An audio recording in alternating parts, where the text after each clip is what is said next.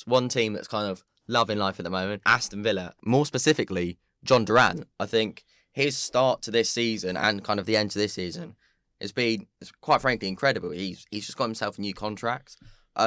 What have you made of him? Yeah, I love Jhon Durán. I think he's quietly been a superstar in the making, and people haven't just realised, are only starting to realise it now. He's scored a lot of goals from the bench. He's come on and made a significant impact. Hopefully he starts soon as well, but obviously he can't because Ollie Watkins has just been that good for the last season and a half, if not longer than that as well. But he's only 20 years old. He came from the MLS. He was the youngest ever foreign signing in MLS history. I mean, if that doesn't say something about the type of player that he is, then I don't know what does as well. Obviously, recently signed a new contract that takes him to 2030 at Aston Villa as well, which obviously shows that he is going to be there for the future, possibly starting soon, you'd like to think, especially after the goal in the Champions League to beat Bayern Munich. I mean, there's no bigger stage than that. Yeah. No bigger goal than that either. Yeah. Scoring against Neuer, for goodness sake. I mean, chipping him from... Yeah. I mean, if that doesn't put you in contention to start, I genuinely don't know what does. A couple other things to bear in mind is he also was performing off the bench last season as well. Rescued a point at Villa Park, scoring a brace against Liverpool. That put them in the Champions League places at the end of the season, undoubtedly. Scored against City as well. So, no, we are looking at someone who's not just hit the ground running this season and scored a couple of banging goals and is going to fade away. No, this is someone who's here to stay. Maybe not at Aston Villa, probably now, but he's definitely here to stay in English football, and someone who's going to be at the top of the game. Yeah, no, 100%. I think kind of where he kind of ends up will be really interesting, whether he stays at Aston Villa. I often find when a player... Aston Villa is not a small club, but when a player's playing really well and playing for a slightly smaller club, which kind of Villa are now, they're coming back up to being better. It often makes me think, kind of, has there been a release clause inserted in there? Kind of look at what Villa did with Grealish. He signed an extension, and then it was 100 million release clause for a club that was in the Champions League if Villa weren't in the Champions League. And so it wouldn't surprise me if something like that had been inserted. But also, if there hasn't been, Chelsea agreed a £40 million deal with Villa for Durán at the start in summer, and it fell through because Gallagher didn't want to go to Villa. But if they were selling him for 40 million at the start of the season, I mean, are we looking at an 80, 90, 100 million pound striker now, kind of just with the form that he's in? Yeah, I think his transfer value right now would definitely suggest that. I mean, it's got to be. If you look at what some of the other strikers have gone for, that's such a credit to Jhon Durán as well, just because he hasn't really started for Villa at all, yet his transfer value is all the way up here. He's just signed a new contract, which will undoubtedly put him on a bit more money, which gives him a bit more security as well. I genuinely don't see any reason why this guy can't be one of the best strikers in the league going forward, especially. I think Villa are going to certainly kick on, started really well in the Champions League as well. I think we could be looking at a club that potentially comes into the top 6 and potentially adds another one to become the top 7 clubs in English football. I think the top 6 is waiting for someone to come along and knock one of those clubs either off, whether you see someone like a Spurs go down slightly, or whether you see just Aston Villa become such a big entity that they enter themselves into the conversation and becomes a top 7. So no, I definitely think that it's a really good future for him. I think other clubs also recognise him as one of the most up and coming prospects in world football as well. As you say, only 20 years old still. I mean, that's unbelievable for anyone scoring a goal in the Champions League, let alone the winner.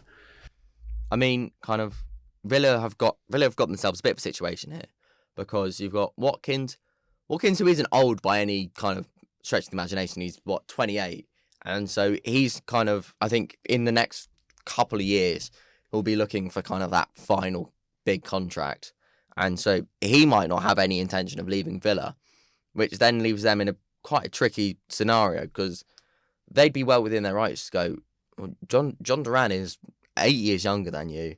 He's scoring at the same rate. Yes, we'd get more money for him, but his value to us is greater. Potentially they'd rather get 50, 60 for Watkins now and keep Durán, or then lose Durán for 90 keeping Watkins, but then they've got in 4 or 5 years' time they've got to go hunting for another striker. So I think it's really interesting. I think 90 million. If someone came in with 90 million, I think it's too much money to turn down, because what that can do for like the rest of the team as well. So I think I'd be very surprised if in the next 2 years if Jhon Durán hadn't moved on to a different club. Yeah, and I think the only reason that we're seeing that Ollie Watkins starts over him, or has started over him, despite him obviously scoring a lot from the bench, is just due to Emery and the fact that he's such a tactician. He just won't change. He won't change the fact that Ollie Watkins has obviously been a consistent performer no matter what. And I don't think he's actually better than Ollie Watkins yet, by any means, just yet as well. I think obviously it's great scoring from the bench, but you obviously need to start and score as well, although he might not have been given the starts to be able to do that.